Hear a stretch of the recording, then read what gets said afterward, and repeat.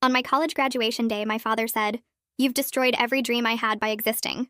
He said it right after I walked across the stage with my engineering degree while my mother sat there nodding, and my younger brother recorded it thinking it was funny. I could have been promoted to regional manager 15 years ago, but they said I had to relocate and I couldn't because of you and your school and your needs. He'd never mentioned this promotion before, but suddenly my entire childhood was the reason for his mediocrity. "Dad, I was 7 when I started school. Every kid goes to school." He laughed bitterly. "Not every kid demands special attention. You had to have tutoring. You had to have basketball. You had to have birthday parties. Do you know how much money I wasted on you?" He pulled out a notebook he'd apparently been keeping for 22 years. $342,000 including food, housing, and activities. That could have been my retirement fund, my boat, my life.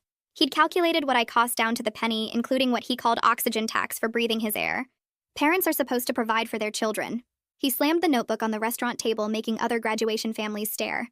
"I didn't want children. Your mother trapped me, got pregnant on purpose. Then you arrived and suddenly my whole life was about you." My mother finally spoke. "He's right. He wanted me to terminate, but I thought a baby would make him happy. Instead, you made him miserable." They'd been planning this ambush at my graduation dinner. "You cried every night for 6 months. I couldn't sleep. Lost my job at the bank because I was exhausted. Had to take a lower paying position. That's $30,000 a year lost over 20 years. $600,000 you cost me in career damage." He was adding imaginary numbers now. "Then you had to get sick at 8. Appendicitis, hospital bills, missing work." Another promotion lost to Jackson, who didn't have a parasite draining his life. Jackson had gotten promoted because he had a degree my father didn't. "You chose to have me.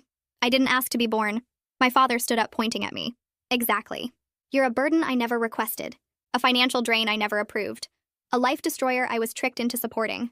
My brother Kyle was still recording and laughing. "Tell her about the house, Dad." My father smiled. "Right. We could have bought the nice house in Riverside, but no, had to stay in the bad neighborhood because of your school district. That house is worth $2 million now. You cost me $2 million in property appreciation. We'd lived in a perfectly nice middle-class neighborhood. You had to go to college. 4 years of tuition. You could have worked straight out of high school, but you're selfish. Wanted education. Wanted to better yourself at my expense. I'd gotten a full scholarship and worked 3 jobs, but that didn't fit his narrative. I paid for everything myself, Dad." He laughed. "Who drove you to campus tours? Who paid for gas? Who bought your high school textbooks that prepared you for scholarships? All me. You owe everything to me and gave nothing back." My mother added, "You never even offered to drop out and work to support us. Real daughters would sacrifice for their parents." I stared at them both. "You wanted me to drop out of high school to support you?" My father nodded. "Would have been the respectful thing. Instead, you stayed in school like a leech. Then college. Now you have a degree and a job offer, and what do we get? Nothing. You're moving across the country, abandoning us after we sacrificed everything. The job offer was my escape plan. You just said I ruined your life by existing. Why would you want me to stay?" He pulled out another paper. "Because you owe us. I've calculated it. With interest, you owe us $700,000 for raising you. We'll take 20% of your salary for life." He'd actually drawn up a payment plan. "That's insane. Parents don't charge their children for raising them." Kyle spoke up. "I'm not paying them back. They can't make me." My father turned on him. "You're different. You're wanted. You're the son I actually planned for." Kyle had been born 2 years after me when my father thought a son would be better. "So I owe you money for existing, but Kyle doesn't?" My mother explained. "Kyle has potential. You're just a female who'll get married and have babies. Your engineering degree is worthless. You'll quit within a year to be a housewife. Waste of our investment." I stood up to leave. "I'm done. Don't contact me again." My father grabbed my wrist. "You don't get to leave. I own you. I created you. I fed you. You're my property until you pay me back." I pulled away. "Touch me again and I'll call the police." He laughed. "For what? A father wanting compensation for 22 years of hell?" The restaurant manager approached. "Is everything okay here?" My father smiled. "Just an ungrateful daughter refusing to pay her debts." The manager looked at me. "Do you need help?" I nodded and he escorted me out while my father screamed about calling the police for theft of services. I moved across the country the next week. Changed my phone number. Didn't tell them my address. 6 months later, my aunt called. My father had been telling everyone I'd abandoned them after stealing money. Then he tried to take out loans in my name, saying I'd authorize them as repayment. I spent the first week in my new apartment jumping at every knock on the door. The delivery guy with my internet router made me freeze mid-step, and when my neighbor came by with a welcome basket, I almost didn't answer. I checked the locks 3 times before bed and once in the middle of the night when a car door slammed outside. My hands still shook when I thought about my father's grip on my wrist at the restaurant, his fingers digging in hard enough to leave marks that took days to fade. He'd said he owned me, that I was his property, and some stupid part of my brain kept expecting him to show up and drag me back. The apartment was small, just a 1-bedroom with a kitchen barely big enough to turn around in, but it was mine and nobody here knew where I came from or what I'd escaped. I unpacked slowly, putting each item away like I was building a wall between my old life and this new one. Every plate in the cabinet, every book on the shelf, every towel in the bathroom was proof that I'd made it out. Work became my sanctuary because nobody there knew about my family situation. I could pretend to be a normal 22-year-old engineer starting her career, just another new hire learning the company systems and trying to make a good impression. I showed up an hour early every morning and stayed until the cleaning crew started making rounds, partly because I loved the work, and partly because my empty apartment gave me too much time to think. My cubicle was in a row of identical cubicles, gray fabric walls, and a desk with a computer that took forever to boot up, but it felt safe in a way my childhood home never had. My coworker Amelia noticed I was always the first to arrive and last to leave. She stopped by my desk one afternoon during the third week and asked if I wanted to grab lunch in the cafeteria.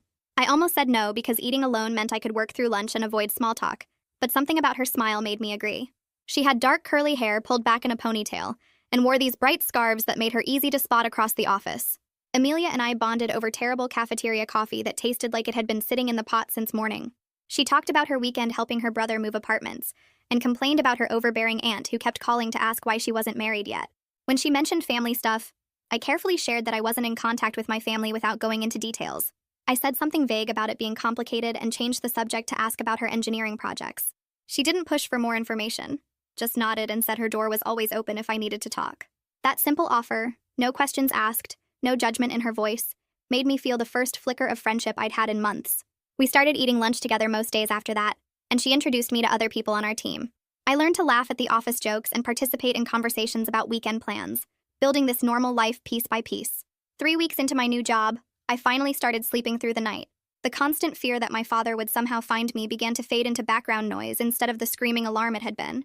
I'd changed my phone number before leaving, blocking my parents and Kyle on every platform I could think of. My address wasn't listed anywhere public, and I'd been careful not to mention the city name in any social media posts from before I deleted my accounts. The barrier between my old life and new one felt solid, like I'd actually managed to escape. I stopped checking the locks obsessively and started believing that maybe I was safe here, that the distance and precautions were enough. I even went grocery shopping without constantly looking over my shoulder, just a normal person buying cereal and milk and those frozen dinners that weren't great, but were easy after long workdays. My aunt called my work number on a Tuesday afternoon and ice shot through my veins when the receptionist transferred the call. I never gave anyone that information. My aunt's voice came through the phone worried and a little scared. She said my father had been telling the whole extended family that I'd abandoned them after stealing money, that I'd taken thousands of dollars and disappeared without a word. People were asking if they should report me to police. My cousin had apparently called her wondering if she should file a missing person report because my parents claimed I'd vanished. My aunt wanted to know if I was okay and what really happened because the story didn't make sense. I explained the truth about the graduation dinner, my voice shaking as I described how my father pulled out his 22-year notebook of calculations. I told her about the $700,000 debt he claimed I owed, about him grabbing my wrist and saying he owned me, about my mother sitting there nodding while Kyle recorded it thinking it was funny. The words tumbled out faster as I went, all the details I'd been holding inside for weeks. My aunt was quiet for a long moment after I finished. Then she admitted she always thought my father was difficult, that family gatherings were tense when he showed up, but she never realized it was this bad. She believed me because my story made sense of years of odd family stuff, like how he'd get angry if anyone congratulated me on achievements, or how he'd calculate the cost of family dinners down to who ate what. My aunt warned me that my father had been talking about me constantly, showing people his notebooks and calculations. He'd built this whole story where I was the villain who destroyed the family, where everything wrong in his life traced back to me existing. She said people were starting to get uncomfortable because his intensity was frightening. He'd corner relatives at gatherings and go through page after page of expenses, his voice getting louder as he explained how I'd cost him promotions and houses and his whole future. Even family members who initially believed his version were backing away, because he seemed so focused on getting justice and making me pay what I supposedly owed. My aunt said she was calling to warn me to be careful because she'd never seen him this worked up about anything. I thanked my aunt for the warning and asked her not to share any information about me with my parents. I explained I needed complete separation for my safety, that any contact would just give my father more ways to reach me. She agreed and promised she wouldn't tell them anything. But then she mentioned my father had been asking her detailed questions about identity theft, about whether parents could take legal action against adult children for unpaid debts, about how credit worked, and if someone could take out loans in another person's name. My stomach dropped as she listed his questions. She said she'd thought he was just venting at first, but the specific legal questions made her nervous enough to call me. That night I couldn't sleep, replaying my father's words about me owing him $700,000. His insistence that I was his property kept looping in my head, along with those questions about identity theft my aunt mentioned. I lay in bed staring at the ceiling until 3 in the morning, then gave up and made coffee. The next morning at work, I was exhausted and jumpy, and Amelia noticed immediately. She pulled me into an empty conference room during lunch and asked what was wrong. I told her everything, the whole story spilling out in a rush, about the graduation dinner and my father's notebooks and the identity theft questions. When I finished, Amelia didn't hesitate. She said her father, Raymond, was a retired police officer who dealt with family abuse cases for years, and she'd have him talk to me if I wanted. Raymond met me for coffee after work at a place near the office. He was in his 60s with gray hair and kind eyes that reminded me of Amelia. I explained the graduation confrontation and my aunt's warning, trying to stay calm but hearing my voice shake anyway. Raymond listened carefully, asking specific questions about my father's behavior and the timeline of events. When I finished, he said my father's actions fit classic financial abuse patterns. The obsessive record-keeping, the impossible debt calculations, the physical grab and ownership claims, all of it matched cases he'd seen before. Then he said the questions about identity theft were serious red flags. Parents who asked those specific questions often followed through, and I needed to check my credit immediately because my father might try to open accounts or take loans in my name. I got home and opened my laptop, typing in the credit monitoring website Raymond had mentioned. My hands shook as I created an account and waited for the page to load. The screen filled with information and I scrolled down, my stomach twisting with each line. 3 credit card applications appeared from the past 2 weeks, all showing my name and social security number but addresses I didn't recognize. All 3 were denied because the addresses didn't match my records. Then I saw it. A personal loan approval for $15,000 dated 5 days ago. My name, my social security number, his address. The status showed disbursed, meaning the money was already gone to an account I had no access to. I stared at the screen until the words blurred together, then grabbed my phone. Raymond answered on the second ring, even though it was after 9 at night. I tried to explain what I'd found, but my voice kept breaking. He told me to breathe and walk him through exactly what the credit report showed. I read him every detail about the denied applications and the approved loan while he stayed quiet and listened. When I finished, he said this was serious fraud, and I needed to file a police report first thing in the morning. He explained that my father had committed identity theft and fraud, that using my information without permission to get money was a crime regardless of family relationships. He said I needed to act fast to protect myself and create a legal record of what my father had done. His calm voice helped me focus enough to write down the steps he outlined. Call the police. Bring all documentation. File a formal report. Contact the credit bureaus. He said he'd drive me to the station in the morning and help me through the process. I hung up and sat on my couch staring at nothing, trying to process that my father had actually done it. He'd taken out a loan in my name. $15,000. The money was gone and I was legally responsible for debt I never agreed to. My phone buzzed with a text from Amelia asking if I was okay. I called her instead of texting back and everything spilled out. She said she was coming over right now and to unlock my door. 20 minutes later, she arrived with her laptop and a determined expression. She sat next to me on the couch and opened a blank document. We needed to write everything down while it was fresh, she said. Every detail from childhood through the graduation dinner to tonight's discovery. She asked questions and typed while I talked, organizing the information into a timeline that made the pattern of abuse visible in a way I'd never seen before. We printed the loan documents from the credit report, and she helped me gather every piece of evidence I had. Text messages from my aunt, emails I'd saved, the notebook photo Kyle had posted then deleted from the graduation dinner. By 2 in the morning, we had a folder full of documentation, and I felt slightly less powerless. Amelia made me promise to try to sleep and said she'd check on me in the morning. After she left, I lay in bed with my eyes open, replaying every interaction with my father where he'd asked about my social security number, or my address, or my birthday. He'd been collecting information for years, probably since I was a child, waiting for the right moment to use it. I must have fallen asleep eventually because my alarm went off at 7 and I felt like I'd been hit by a truck. I called my supervisor, Charlotte, and told her I had a family emergency and needed the day off. She said to take whatever time I needed and not to worry about work. Raymond picked me up at 8:30 and drove me to the police station downtown. The building was gray and official, and I felt small walking through the doors. Raymond asked for someone who handled fraud cases, and we waited in plastic chairs until a detective called my name. Jace Hensley was maybe 40 with dark hair and tired eyes that looked like they'd seen everything. He led us to a small room with a table and recording equipment and asked me to start from the beginning. I explained about the graduation dinner and my father's notebooks, and his claim that I owed him $700,000. Hensley's expression didn't change, but he wrote everything down. When I got to the part about my father grabbing my wrist and saying he owned me, Hensley looked up and asked if I felt physically threatened. I said yes, and explained how I'd moved across the country to escape. Then I told him about the identity theft, and showed him the credit report printouts. Hensley studied the documents carefully and said this case had clear malicious intent beyond typical family financial disputes. He explained that my father using my information without consent to obtain money was identity theft and fraud no matter what our relationship was. The family connection actually made it worse legally because it showed planning and abuse of trust. He said he'd contact the loan company immediately to flag the fraud and start an investigation. I spent the next 3 hours answering questions and providing every piece of documentation Amelia and I had compiled. Hensley asked about my father's behavior patterns, his threats, his obsessive record keeping. He wanted to know if my father had access to any of my financial accounts or personal documents. I explained I'd separated everything when I moved, but he must have kept information from when I was younger. Hensley said that was common in family fraud cases. Parents had years of access to their children's personal information, and some kept it specifically for control purposes. By the time we finished, I felt exhausted and exposed, but also strangely powerful. Raymond told me I'd done exactly the right thing as we walked back to his car. My father's behavior would only get worse if nobody stopped it, he said. Legal documentation was my best protection now. That afternoon, Raymond drove me to meet his son Owen at a coffee shop near the financial district. Owen worked as a credit specialist and had already reviewed the documents I'd emailed him. He had his laptop open with multiple credit bureau websites pulled up. He walked me through placing fraud alerts on all 3 major credit bureaus, explaining that this would require extra verification before anyone could open new accounts in my name. Then he helped me initiate a credit freeze, which completely locked down my credit until I personally lifted it with a PIN only I would know. Owen said this meant nobody could open new accounts in my name without additional verification steps that my father wouldn't be able to complete. He showed me how to dispute the fraudulent loan and the denied credit card applications through formal processes with each credit bureau. Owen pulled up my full credit report and went through it line by line, finding 2 more suspicious inquiries from the past month that had been denied. My father had been trying multiple times to open accounts, probably getting more desperate as applications kept getting rejected. Owen helped me write dispute letters to each credit bureau and the loan company, using specific legal language that clearly stated I was a victim of identity theft and had not authorized any of these applications. He said the loan company would have to investigate and likely reverse the charges once they saw the police report and documentation.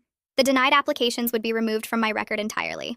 He printed copies of everything and organized them in a folder with tabs and dates. Before we left, he set me up with a credit monitoring service that would alert me immediately if anyone tried to use my information again. I went to work the next morning even though I'd barely slept, needing the normalcy of my engineering projects and coworkers who didn't know about my family chaos. During our team meeting, I kept zoning out and missing questions. Charlotte pulled me aside afterward and asked if everything was okay. I apologized and briefly explained I was dealing with some family legal issues that were affecting my focus. Charlotte's expression shifted from concern to determination. She said she was adjusting my project deadlines immediately, and I should take advantage of the company's employee assistance program for counseling. She wrote down the phone number and told me to call them today, that the company paid for sessions and everything was confidential. I thanked her and went back to my desk, staring at the phone number and thinking about how different this support felt from anything I'd experienced growing up. My father had spent 22 years telling me I was a burden and a drain. Charlotte had just offered help without demanding anything in return. I picked up my phone and dialed the employee assistance number, ready to start figuring out how to move forward from here. The employee assistance program answered on the second ring and connected me with someone named Alana Royce, who had an opening that same afternoon. I walked into her office 3 hours later carrying a folder with all my documentation like it might protect me somehow. Alana had gray hair pulled back in a loose bun and an office that smelled like lavender, and she gestured to a comfortable chair across from her desk. I sat down and stared at the folder in my lap, not sure where to start or how to explain 22 years of my father's calculations and control in a 50-minute session. She asked me what brought me in today, and I opened my mouth to give a brief summary. But instead, everything poured out in one long stream about the graduation dinner and the notebooks, and my father grabbing my wrist, and the identity theft, and the loan I never authorized. Saying it all out loud to a stranger made it feel more real somehow, like acknowledging the abuse gave it weight and shape instead of keeping it as this private shame I carried alone. Alana listened without interrupting, taking occasional notes, and when I finally stopped talking, she looked at me with this expression of professional concern, mixed with something like anger on my behalf.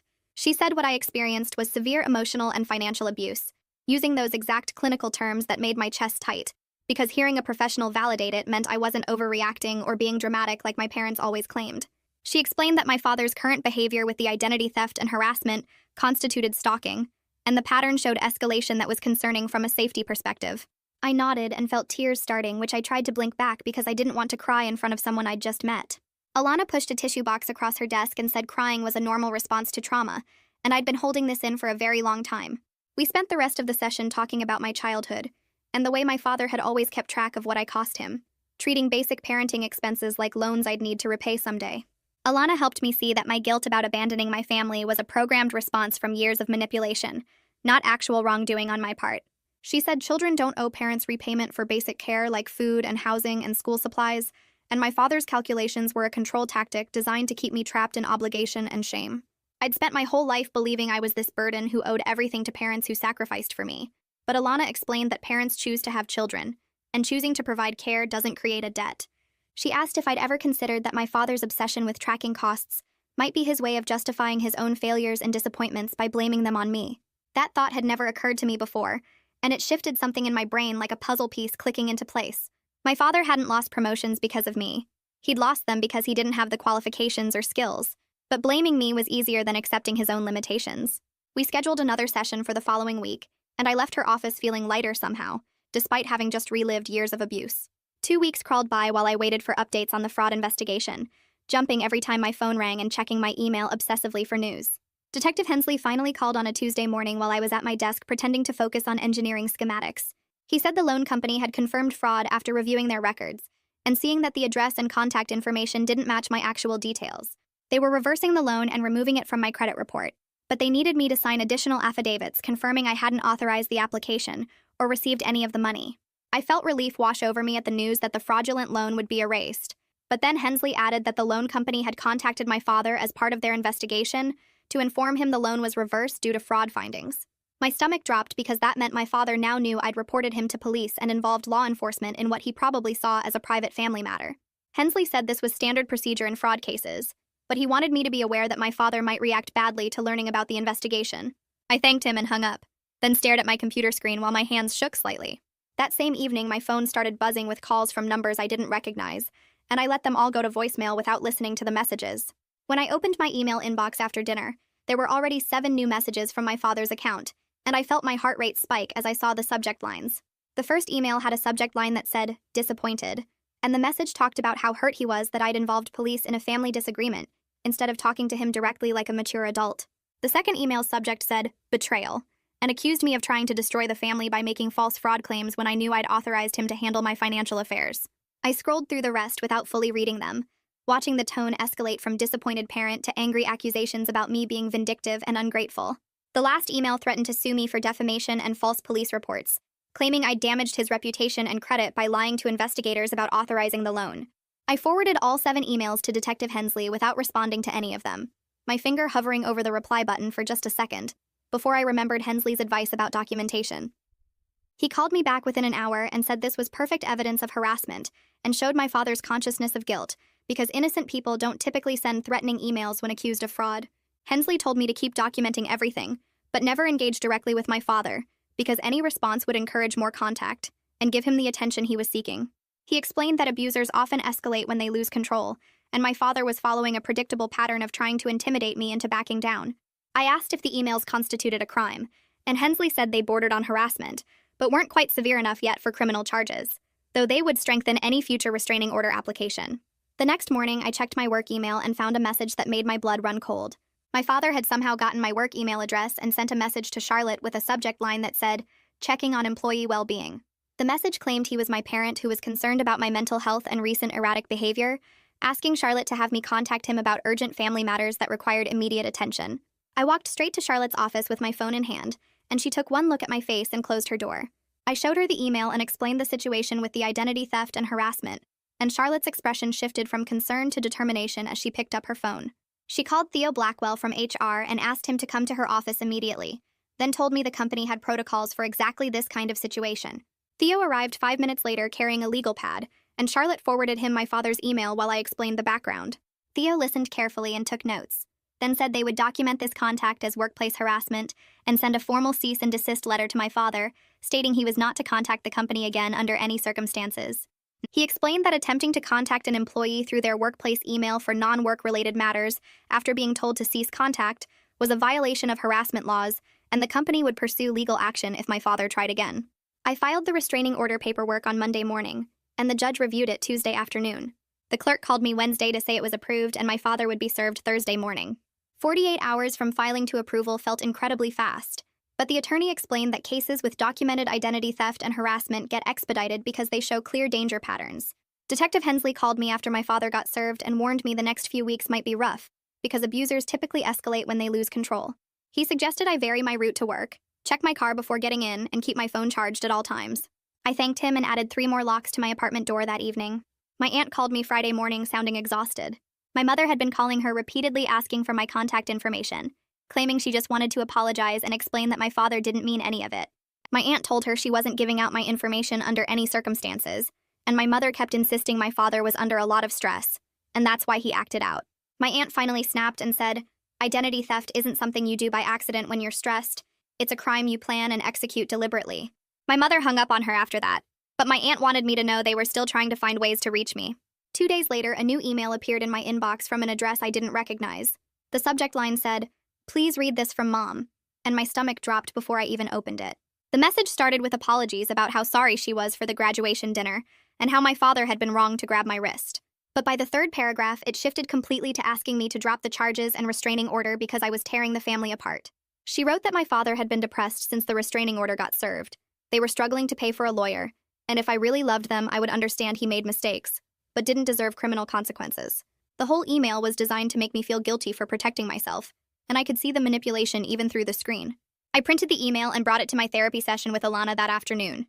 She read it carefully, and then helped me identify every manipulation tactic my mother used, minimizing the abuse by calling it mistakes instead of deliberate crimes, blaming me for the consequences of his choices by saying I was tearing the family apart, using guilt about family unity to pressure me into accepting continued harm.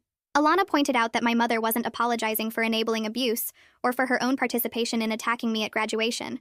She was apologizing that I got upset, which isn't the same thing at all. Alana encouraged me to maintain no contact, because my mother wasn't safe either. She was an active part of the system that hurt me. I didn't respond to the email, but I forwarded it to my attorney and Detective Hensley as documentation. My attorney sent a formal letter to my mother explaining that any further contact attempts violated the spirit of the restraining order, even if she wasn't technically named in it. The letter said if she kept trying to reach me through emails or third parties, she could face legal consequences herself for harassment through proxy. I felt bad for about 5 minutes before remembering that she sat there nodding while my father claimed I destroyed his life, and the guilt disappeared. 4 weeks into the legal process, my phone buzzed with a text from a number I didn't recognize. My first reaction was to block it immediately because my parents had been trying to contact me through new numbers. But the message said, "I think I understand now why you left," and "Dad's been doing the same stuff to me." And I realized it was Kyle. I stared at the message for 10 minutes trying to decide if this was genuine or if my parents put him up to it. Kyle had been the golden child who could do no wrong, the planned son who had potential while I was just the unwanted daughter. But something about the message felt real in a way my mother's email hadn't. I responded cautiously, asking what happened. Kyle explained that after I left, my father turned all his controlling attention to Kyle's life choices. When Kyle mentioned he wanted to study music instead of business, my father pulled out a new notebook with calculations about how much Kyle's childhood had cost. My father told Kyle he would only support college if Kyle studied something useful that could pay back the family investment. Kyle sent me a photo of the notebook and my stomach twisted seeing the same obsessive calculations my father had shown me at graduation, except these were about Kyle's expenses instead of mine. Kyle called me that evening and we talked for over an hour. He apologized for recording the graduation dinner and thinking it was funny, admitting he was conditioned to see my father's behavior as normal because it was all he'd ever known. He said watching my father scream at me that night had been entertaining until my father turned the same treatment on him. Now Kyle was starting to recognize the manipulation patterns himself, and he was scared because he didn't have the financial independence I'd built through scholarships and jobs. He'd always assumed my parents would pay for college since they promised they would, but now my father was using that promise as leverage to control his major and his future. I felt torn between wanting to help Kyle and needing to protect myself from potential manipulation. I told him I needed to think about it and talk to my therapist before we continued having regular contact. Kyle said he understood and that he'd wait to hear from me. I brought the situation to Alana the next day, and she helped me work through establishing clear boundaries. I could offer Kyle emotional support and information about resources without becoming financially or legally involved in his situation. I needed to watch for signs that Kyle might be serving as my parents' spy either intentionally or unintentionally, but Alana thought his fear sounded genuine based on what I described. I called Kyle back and told him I would help him with advice and resources, but I couldn't get financially involved or have any contact that included our parents. Kyle agreed immediately and said he wasn't trying to reconcile the family. He just needed someone who understood what he was dealing with. I suggested he look into therapy resources and start documenting everything my father said about money and obligations. I explained how keeping records had helped me recognize the abuse patterns and build my legal case. Kyle admitted he'd been keeping his own journal since my graduation, because my father's behavior that night had genuinely scared him. He said he'd been noticing similar patterns in how my father treated him ever since, and now he was documenting it all just like I had. 2 days after my last conversation with Kyle, I woke up to an email notification on my phone that made my stomach drop. The sender was a new address I didn't recognize, but the subject line read, "Can we talk privately?" And I knew before opening it that my mother had found a way around the boundaries I'd set. She wrote that she'd heard from a family friend that I was still in contact with Kyle, which meant someone had been watching his social media or he'd mentioned me to the wrong person. The email started with apologies about how she understood I was hurt and needed space, but quickly shifted into familiar manipulation patterns. She insisted my father loved me in his own way, and his actions came from a place of financial stress and disappointment, not actual malice. She suggested we meet alone without my father present so we could work things out like adults, claiming she wanted to be the bridge that brought our family back together. The final paragraph asked if I could just apologize for filing the police report and requesting the restraining order, explaining that if I showed good faith by admitting I'd overreacted, my father would be willing to forgive me, and we could all move forward as a family again. I sat on my apartment floor reading the email 3 times, feeling that old familiar guilt trying to creep back in. My mother's version of reconciliation required me to apologize to my abuser for protecting myself from his crimes. She wanted me to admit that identity theft and fraud were overreactions on my part, that I should have just accepted my father stealing $15,000 in my name because family members don't press charges against each other. Her email revealed everything I needed to know about her priorities and where I ranked in her list of concerns. She wasn't worried about my safety or well-being. She wasn't horrified that her husband had committed fraud against their daughter. She was focused entirely on making things comfortable for my father again, on restoring the family dynamic where I was accepted abuse without complaint. Her version of family required me to continue participating in my own victimization, to pretend that criminal behavior was just a misunderstanding between relatives. I didn't respond to the email, but I saved it immediately, forwarding copies to my attorney and adding it to the growing folder of evidence I was keeping. The email demonstrated my mother's continued attempts at manipulation and her fundamental inability to prioritize my safety over my father's comfort. It showed the court and anyone else who needed to see it that my mother was not a safe person either, that she actively enabled and defended my father's abusive behavior. Alana had warned me about this possibility during our sessions, explaining that enablers often try to broker peace that benefits the abuser while putting victims back in harm's way. 5 weeks had passed since I'd filed the initial police report about the identity theft, and I'd fallen into a routine of checking my phone obsessively every time it rang with an unknown number. Detective Hensley called on a Tuesday afternoon while I was reviewing engineering specifications at my desk, and I stepped into an empty conference room to take the call. He said the district attorney had reviewed all the evidence and documentation I'd provided, and they were moving forward with formal charges against my father. The case was strong because of the documented loan application with my information, my father's threatening emails that showed clear intent and premeditation, and the established pattern of harassment through multiple channels. They had enough evidence to prove my father had knowingly and deliberately committed identity theft and fraud, and the emails where he'd threatened to make me pay and claimed I owed him money provided motive and consciousness of guilt. Detective Hensley explained they expected to formally charge my father within the next 2 weeks, and I should prepare for the possibility that this might escalate his behavior before it improved.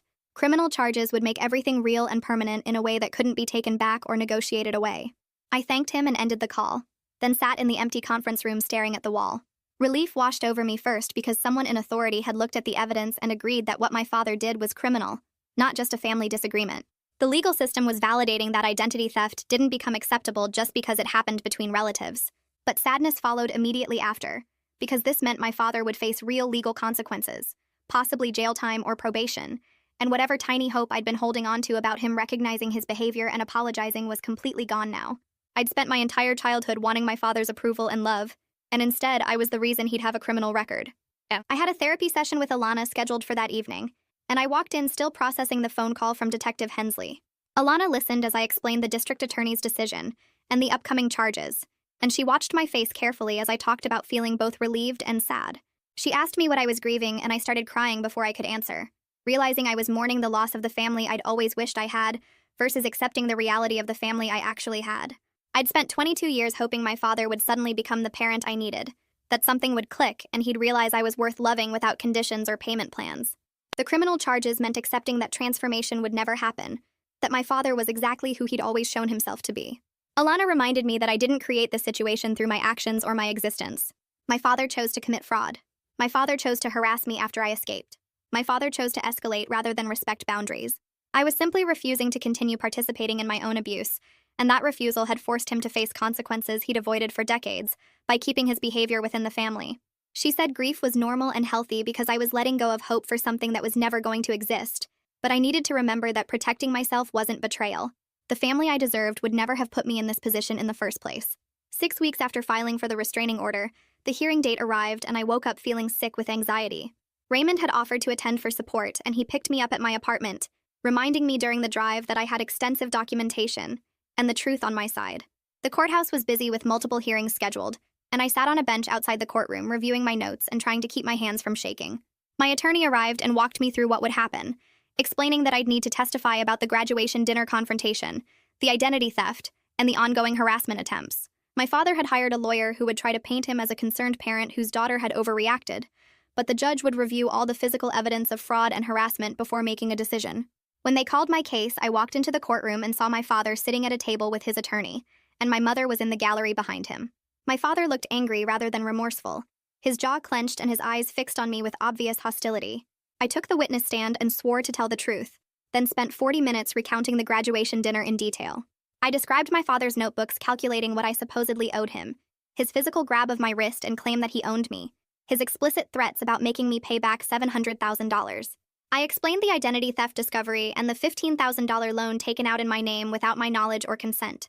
I showed the judge copies of my father's threatening emails and documented every attempt he'd made to contact me through work, my apartment manager, and my mother's proxy emails. My father's lawyer tried to suggest I was exaggerating normal parent-child conflict, but my attorney presented the loan documents and fraud investigation results that proved criminal behavior beyond family disagreement. The judge reviewed everything carefully, reading through emails and financial documents while the courtroom stayed silent.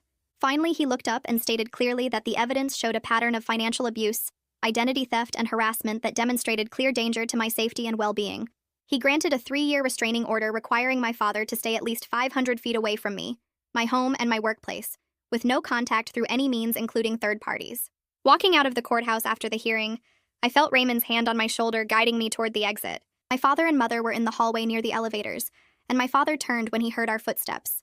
The look he gave me was pure hatred, his face twisted with rage and his eyes burning with the same intensity I'd seen at the graduation dinner when he'd grabbed my wrist. My mother stood beside him looking smaller than I remembered, her expression a mixture of sadness and resignation that suggested she knew this was the outcome, but hadn't been able to stop it. A security guard noticed the tension and immediately moved between us, asking if there was a problem. Raymond explained we had just received a restraining order and needed escort to our vehicle. The guard nodded and walked with us to the parking garage, staying between my father's line of sight and us until we reached Raymond's car. Once we were inside with the doors locked, Raymond sat for a moment before starting the engine. He said my father's reaction in the hallway was exactly why the restraining order was necessary. That level of visible hatred suggested someone capable of escalating to physical violence if given the opportunity.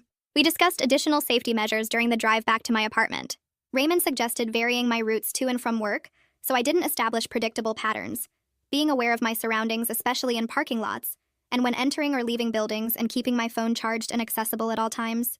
He gave me his personal cell number and made me promise to call immediately if I saw my father anywhere near me, or felt unsafe for any reason. The restraining order was a legal protection, but it was just a piece of paper, and my father had already demonstrated he didn't respect legal or moral boundaries when it came to controlling me.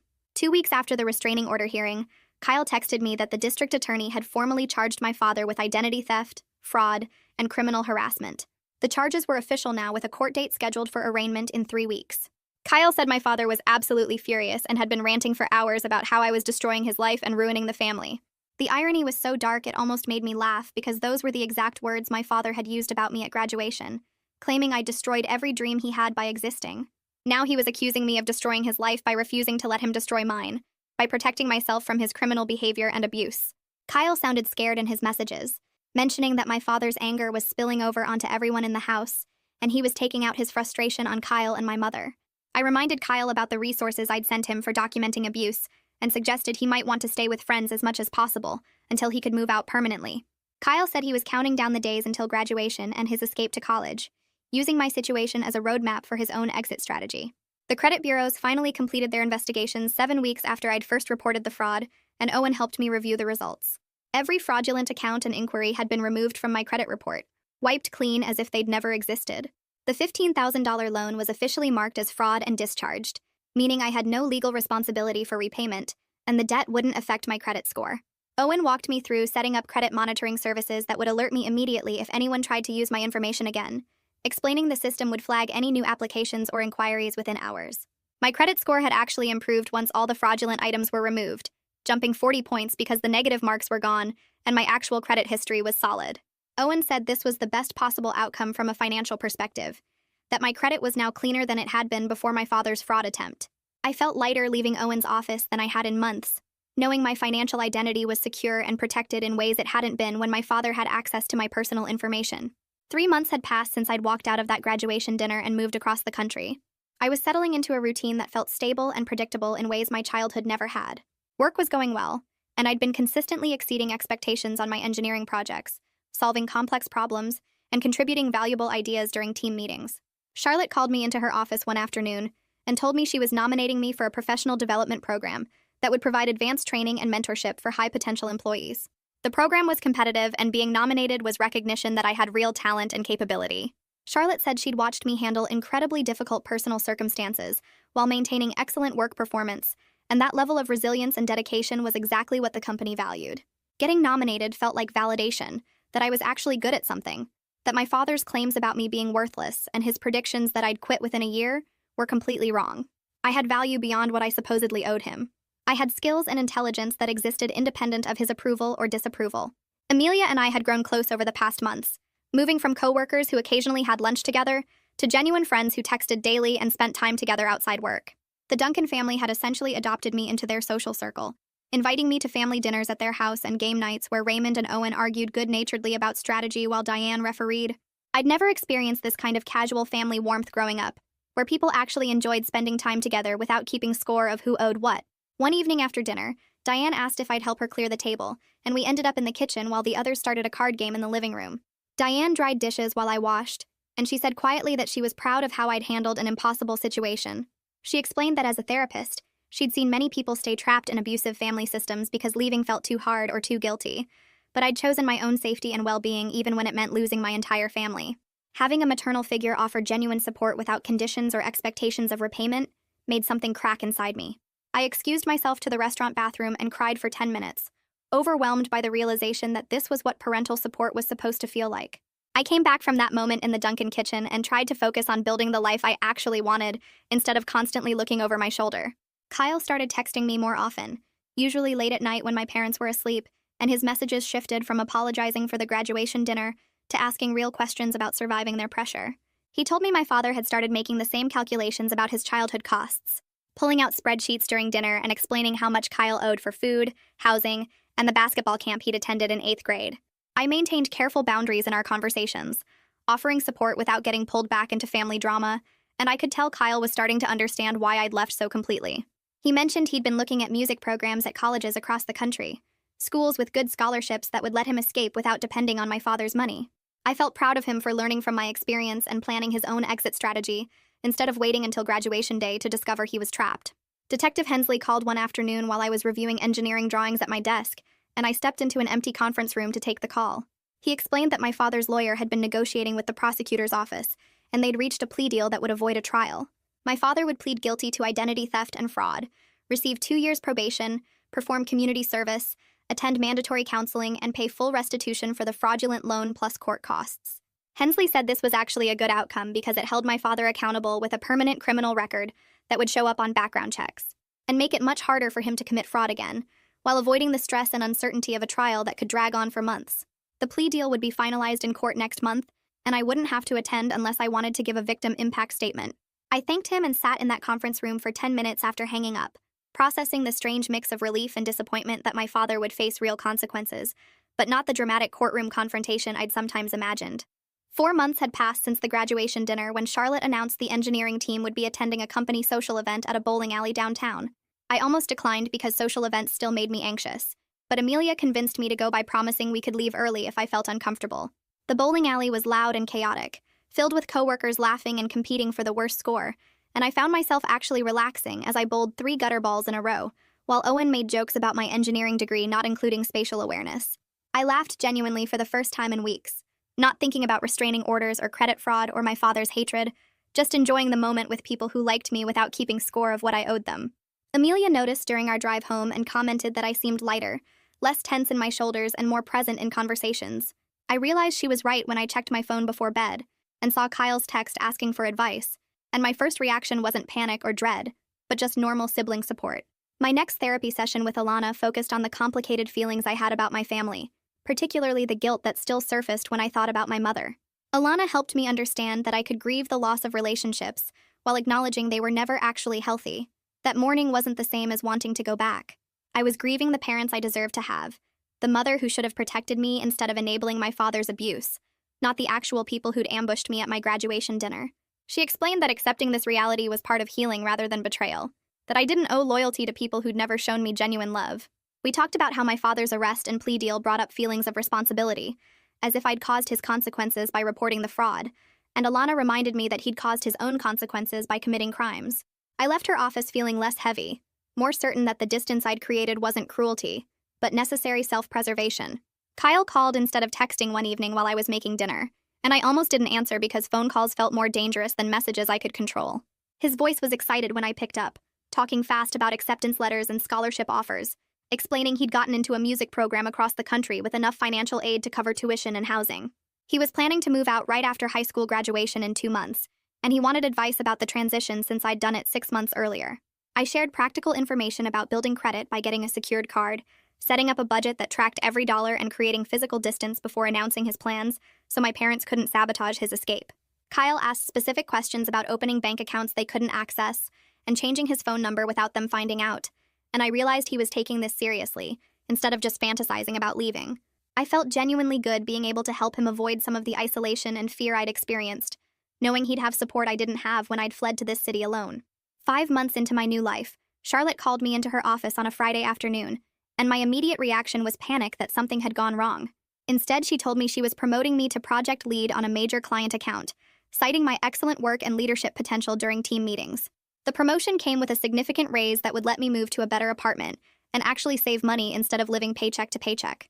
I sat in Charlotte's office trying to process that I was recognized for my skills and contributions, that my value was real and measurable beyond my father's delusional debt calculations. She mentioned the company saw long-term potential in me and wanted to invest in my professional development, which directly contradicted my father's prediction that I'd quit within a year to become a housewife. That evening, I opened a savings account at a different bank than my checking account, one that existed entirely in my name with security questions only I knew the answers to. And watching the first deposit appear felt like reclaiming ownership of my own financial future. The plea deal hearing happened on a Tuesday morning, and Detective Hensley called afterward to tell me the judge had accepted the agreement. My father was officially sentenced to 2 years probation, 200 hours of community service, mandatory counseling sessions twice a month, and ordered to pay $15,000 in restitution for the fraudulent loan plus $3,000 in court costs. The judge had apparently made a point of stating that financial abuse of family members was a serious crime, and the court wouldn't tolerate parents exploiting their children for money, which Hensley said was unusual, and showed the judge understood the full context of the case. My father now had a permanent criminal record that would appear on any background check, making it harder for him to get certain jobs or loans or pass security clearances. I thanked Hensley for everything he'd done, and after hanging up, I sat at my desk feeling validated in a way I hadn't expected, knowing a judge had explicitly said what my father did was wrong and unacceptable. I spent several days thinking about my relationship with Kyle and what boundaries made sense going forward. I decided I could maintain limited contact with him while keeping permanent separation from my parents, and I called him to explain that I was available for support, but couldn't have any communication that involved them, or passed information between us. Kyle understood immediately and said he was planning similar boundaries once he moved out, that he'd already started gray-rocking my parents by giving minimal responses and avoiding topics they could use against him. We agreed to build our own sibling relationship separate from our parents' dysfunction, one based on actual care instead of obligation or competition. He promised not to share any details about my life with them, and I believed him because he'd kept our conversations private for months, despite my father's attempts to get information. 6 months after walking away from that graduation dinner, I was living a life I'd never imagined possible during those dark years of believing I owed my father everything. I had a career I genuinely loved, solving complex engineering problems and leading projects that mattered. I had friends who supported me without keeping score. People like Amelia and her family who included me in their lives because they wanted to, not because they expected repayment. I had therapy with Alana that was helping me understand myself and heal from decades of manipulation. I had legal protections in place that kept me safe from further abuse, a restraining order and criminal record that meant my father couldn't easily reach me. The constant anxiety that had defined my first weeks here had faded to occasional moments of hypervigilance, and I was sleeping through most nights without checking the locks obsessively. I still had hard days when I grieved the family I deserved, but more often I felt grateful for the life I was building on my own terms. Amelia and I had been talking about getting a bigger place together, and we spent weekends looking at 2-bedroom apartments in neighborhoods we couldn't afford alone. We found one near a park with hardwood floors and a kitchen that actually had counter space, nicer than either of our current apartments and cheaper per person than what we were each paying. Having a roommate I trusted completely felt like reclaiming something my father had violated when he'd stolen my identity and invaded my financial privacy. We signed the lease on a Saturday afternoon, and that evening the Duncan family came over to our current apartment to celebrate. Raymond raised his glass of wine and toasted to chosen family and new beginnings, to building lives defined by love instead of obligation. Diane hugged me and said she was proud of how far I'd come, and Owen joked that he'd help us move if we bought pizza and beer. I looked around at these people who'd become my family by choice, who supported me without expecting repayment or keeping notebooks of my costs, and I felt genuinely happy in a way I'd never experienced in my parents' house. The restraining order paperwork sat in my filing cabinet next to the fraud resolution letters and credit monitoring reports, each document a piece of proof that I'd protected myself correctly. Detective Hensley called one afternoon 3 weeks after my father's sentencing to officially close the case, and his voice carried the kind of tired satisfaction that comes from actually helping someone. He said I'd done everything right from the first police report through the court proceedings, that most victims don't document as thoroughly or act as quickly, and hearing those words from someone who'd spent 20 years in law enforcement made something settle in my chest. The small voice that still whispered, "Maybe you overreacted," or "maybe you should have tried harder with family," finally went quiet when a detective who'd seen hundreds of abuse cases told me I'd handled mine exactly right. My credit report showed 0 fraudulent accounts, all 3 bureaus had permanent fraud alerts, and Owen had set up monitoring that would notify me within hours if anyone tried using my information again. My father's criminal record meant banks would scrutinize any application more carefully, and the restitution order meant he was paying back the $15,000 plus court costs at $75 per month for the next several years. A constant reminder of what happened when he tried to control me through fraud. Kyle's graduation photos arrived via text message on a Saturday morning in June, showing his dorm room with band posters already covering the walls and his guitar propped in the corner. He'd moved straight from the ceremony to campus, skipping any celebration with our parents, and his message said, "Thank you for showing me I could actually leave." Apparently, our parents had shown up at his high school graduation despite Kyle telling them not to come. And my father had tried the same performance he'd done at mine, standing up during the ceremony to announce that Kyle was abandoning the family after everything they'd sacrificed. But Kyle had warned school security ahead of time, given them photos and descriptions, and when my father started his speech, 2 security officers escorted both parents out of the auditorium before Kyle even walked across the stage. Kyle's next text was a photo of the security officers standing by the exit doors, and he'd written they didn't even make it to the restaurant this time, which made me incredibly proud of his preparation and strength. He was building his own escape with the advantage of watching mine first, learning from my mistakes and my successes, and knowing he wasn't alone in recognizing our parents' dysfunction. My therapy sessions with Alana had shifted from crisis management to actual healing work, exploring how to build healthy relationships when your blueprint for family was completely broken. She helped me understand that healing wasn't a straight line from broken to fixed, that I'd have good weeks and terrible days, progress and setbacks, moments of confidence and moments of doubt. We worked on recognizing red flags in new relationships, identifying when someone was trying to manipulate or control me versus offering genuine support, and I was learning the difference between people who gave freely and people who kept score. Alana said I'd made remarkable progress in 8 months, that most people took years to establish the kind of boundaries and self-protection I'd built, and while I still struggled with guilt sometimes, I was learning to recognize it as programming rather than truth. The hardest work was accepting that my worth existed independent of my father's calculations and my mother's conditional approval, that I had value simply by existing, rather than by what I produced or provided or paid back. 8 months after walking out of that graduation dinner, I woke up in the apartment I shared with Amelia and felt genuinely happy in a way I'd never experienced in my parents' house. I had a career I loved where Charlotte had just promoted me to senior engineer, friends who included me in their lives, because they wanted my company, not my money, therapy that was helping me build a future instead of just surviving my past, and legal protections that kept me safe from further abuse. The Duncan family had adopted me into their holiday plans, Raymond and Diane treating me like a daughter they'd chosen rather than one they were stuck with, and Owen joked that he'd gained a sister who actually appreciated his credit expertise. I still had hard days when I scrolled past a photo that reminded me of childhood moments, when I grieved the parents I deserved instead of the ones I got, times when I wondered if I could have done something differently to make them love me correctly. But those moments were becoming less frequent and less devastating, replaced by days where I felt proud of the life I was building through my own choices rather than my father's control. The freedom to make my own decisions, spend my own money, live in my own space, and choose my own family was worth every difficult conversation, every legal battle, every moment of doubt I'd gone through to achieve it.